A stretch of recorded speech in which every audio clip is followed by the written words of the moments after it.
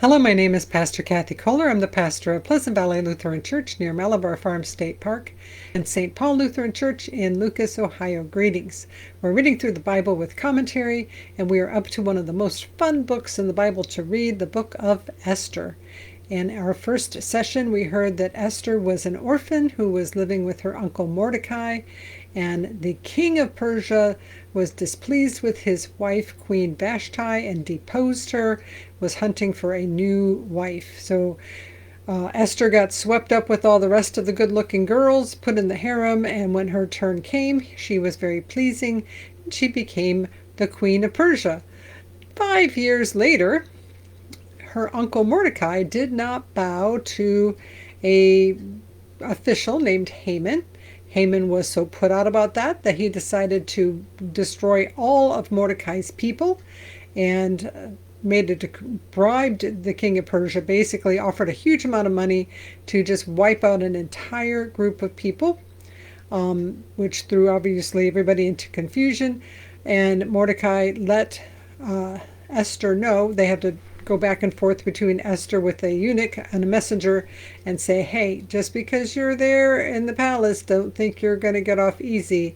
Everybody who is Jewish is going to be wiped out, including you, unless you do something about it. So she said, fine, fast for 3 days. I will go to the king, even though if he does not extend the scepter to me, I will die. If I die, I die. So we are now up to chapter 5 of Esther, planning to do 3 chapters. They're not very long, and it's just a very interesting story. So, chapter 5 of Esther. On the 3rd day, Esther put on her royal robes and stood in the inner court of the king's palace opposite the king's hall. The king was sitting on his royal throne inside the palace opposite the entrance to the palace. As soon as the king saw Queen Esther standing in the court, she won his favor, and he held out to her the golden scepter that was in his hand. Then Esther approached and touched the top of the scepter. The king said to her, What is it, Queen Esther? What is your request? It shall be given you, even half of my kingdom. Then Esther said, If it pleases the king, let the king and Haman come today to a banquet that I have prepared for the king. Then the king said, Bring Haman quickly, so that we may do as Esther desires. So the king and Haman came to the banquet that Esther had prepared. So she doesn't come right out and say, hey, we have a problem. You start by, she hasn't seen him for a month, so let's get him back into communion, so to speak, and have some food, have some wine, have some time together, and rebuild this relationship. Verse 6. While they were drinking wine, the king said to Esther, What is your petition? It shall be granted you. And what is your request? Even to half my kingdom it shall be fulfilled. So he's being generous, he's happy, and he's ready to give whatever she wants. Verse 7, Then Esther said, This is my petition and request. If I have won the king's favor, and if it pleases the king to grant my petition and fulfill my request, let the king and Haman come tomorrow to the banquet that I will prepare for them, and then I will do as the king has said. So before I tell you my petition, would you come and do this again tomorrow? And I just love the implication that perhaps then they also spent some time together that night. Maybe not, but let's just sleep on this. Verse 9. Haman went out that day happy and in a good spirits. But when Haman saw Mordecai in the king's gate, and observed that he neither rose nor trembled before him, he was infuriated with Mordecai. So as we said in our previous session, it's not actually against Jewish law to give honor to somebody. Mordecai just did not like him and did not do it. Nevertheless, Haman restrained himself and went home. Then he sent and called for his friends and his wife Zeresh. And Haman recounted to them the splendor of his riches, the number of his sons, all the promotions with which the king had honored him, and how he had advanced him above the officials and the ministers of the king. So, he's an easy person to hate. It's like, boo, Haman. So he collects his friends and his wife, and he brags about how wonderful he is and how well he is doing. He's got all the trappings of success. He's got money, he's got power, he's got prestige, he's got tons of sons. Everything is going good, except this little fly in the ointment, except for one little thing, is Mordecai. Verse 12, Haman added, "Even Queen Esther, let no one but myself come with the king to the banquet that she prepared. Tomorrow also I am invited by her together with the king. Yet all this does me no good as long as I see the Jew Mordecai sitting at the king's gate." So he came to brag, and he also invited his friends to come so he could complain, because don't we love to get this frustration? We have a lot of frustration. We complain about it to try to dispel that. Complaining doesn't actually ever change anything. It just dispels emotion. Verse 14, Then his wife Zeresh and all his friends said to him, "Let a gallows 50 cubits high be made, and in the morning tell the king to have Mordecai hanged on it. Then go with the king to the banquet in good spirits." This advice pleased Haman, and he had the gallows made. 50 cubits. A cubit's about 1.5 feet. Makes it 75 feet high. It's like a 6 or 7 story building high. It's very tall.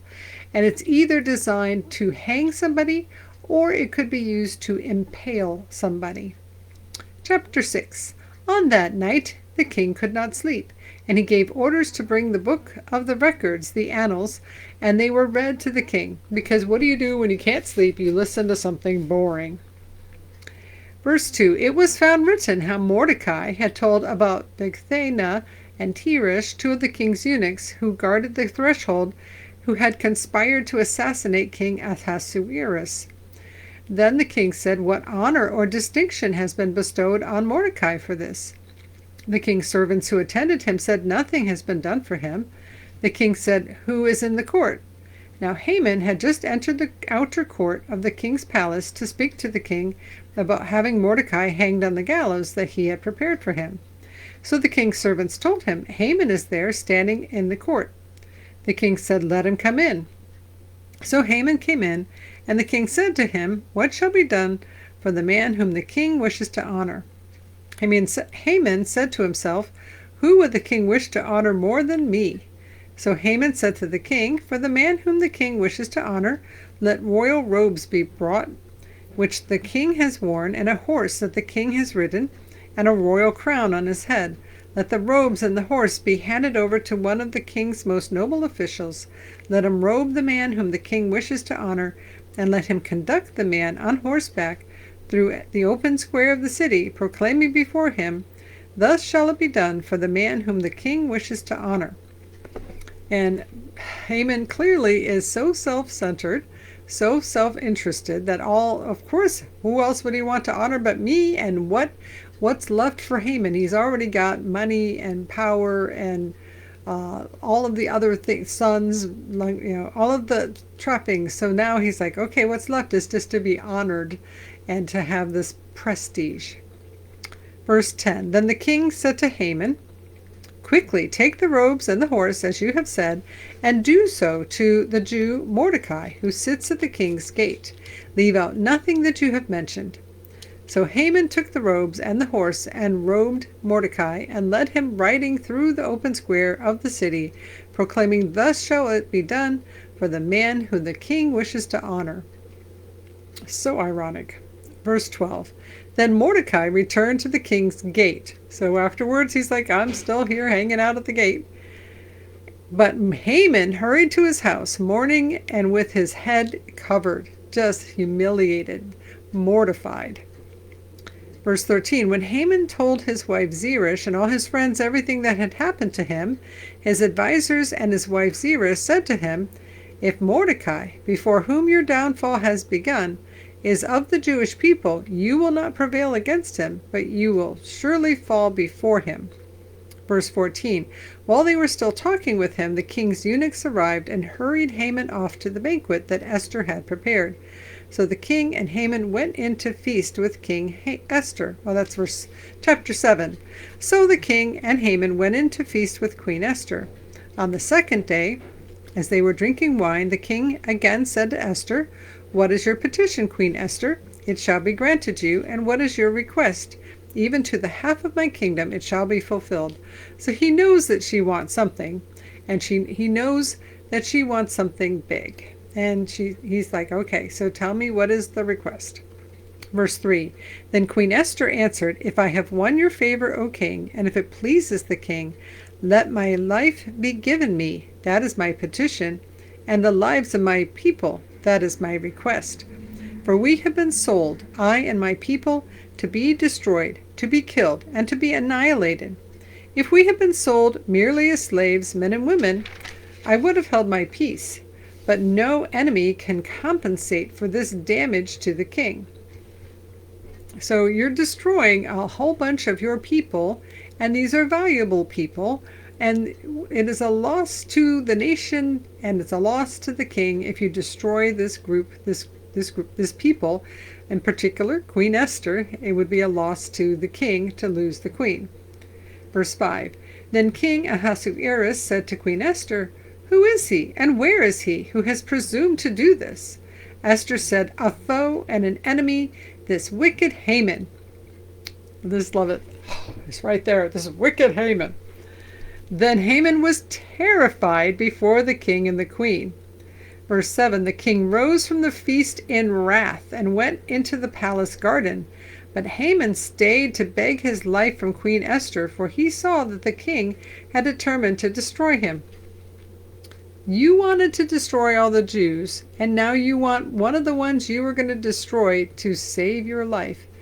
Again, so self-centered. Verse 8, when the king returned from the palace garden to the banquet hall, Haman had thrown himself on the couch where Esther was reclining. And the king said, will he even assault the queen in my presence, in my own house? As the words left the mouth of the king, they covered Haman's face. He's doomed. He's already dead. They're just covering him up.